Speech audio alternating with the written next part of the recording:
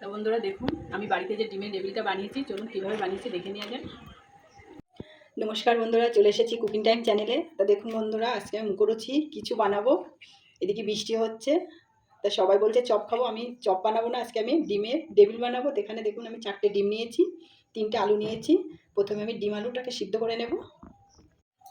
এই যে আলুটা সিদ্ধ করে গ্রেট করে নিয়েছি। এখানে কড়াইটা বসিয়ে দিয়েছি, সর্ষের তেল দিয়ে দেবো।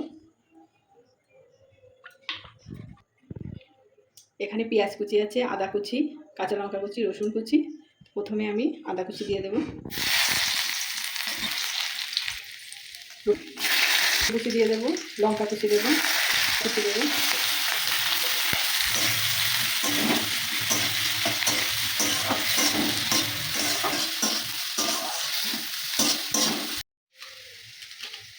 গুঁড়ো দেবো, ধনে গুঁড়ো দেবো, কাশ্মীর লঙ্কার গুঁড়ো দেবো, গরম মশলা দেবো,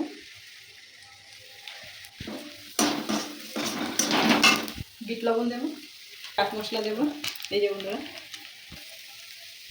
হলুদ গুঁড়ো দেবো, লবণ দেবো, সিদ্ধ করে আলু দিয়ে দেবো।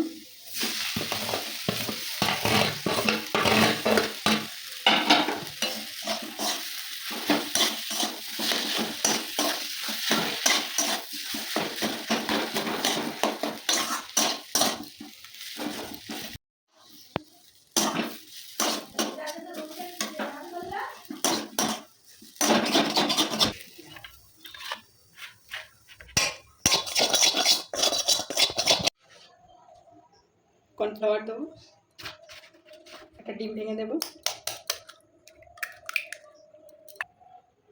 লবণ দেবো, অল্প পরিমাণে একটু লঙ্কার গুঁড়ো দেবো। ভালো করে একটু মিশিয়ে নেবো ডিমের সঙ্গে।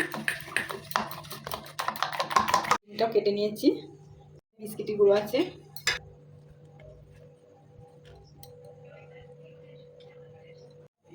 এই যে বন্ধুরা, ধনে পাতা আমি আগে দিইনি, এখন একটু আলুর সঙ্গে মাখিয়ে নেব। এতে করে একটা কাঁচা একটা গন্ধ ভাব আসবে ভালো।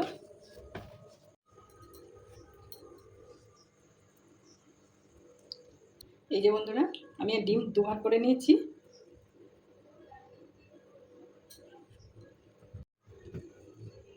এই যে দেখুন কত বড় সাইজের একটা ডিমের টেবিল তৈরি হয়ে গেছে। আমি এইভাবে সবগুলো বানিয়ে নেব। এই যে বন্ধুরা, আমি সবগুলো বানিয়ে নিয়েছি। এখানে দিয়েছি সাদা তেল দিয়ে দেবো ভাজার জন্য।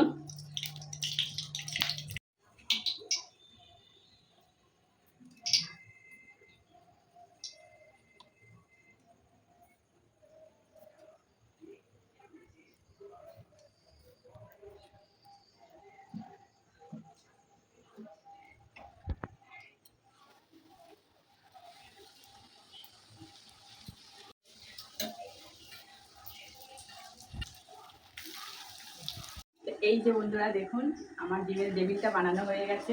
দেখুন একদম অল্প সময়ের মধ্যেই বানিয়েছি। বাজারতে কিনে খেতে গেলে কিন্তু 10 টাকা পড়বে। আমি সবার জন্য বাড়িতেই বানিয়েছি, খুব অল্প সময় অল্প খরচে। দেখুন একদম দোকানের মতন হয়েছে। খেয়ে দেখি টেস্টটা কেমন হয়েছে। কিন্তু এইভাবে সন্ধ্যাবেলা বাড়িতে বানিয়ে খেতে পারে।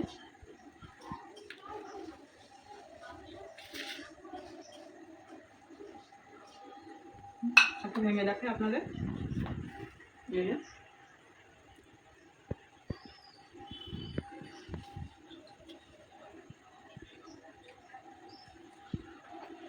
খেতে কিন্তু বন্ধুরা অসাধারণ হয়েছে, এখন দোকানের মতনই হয়েছে।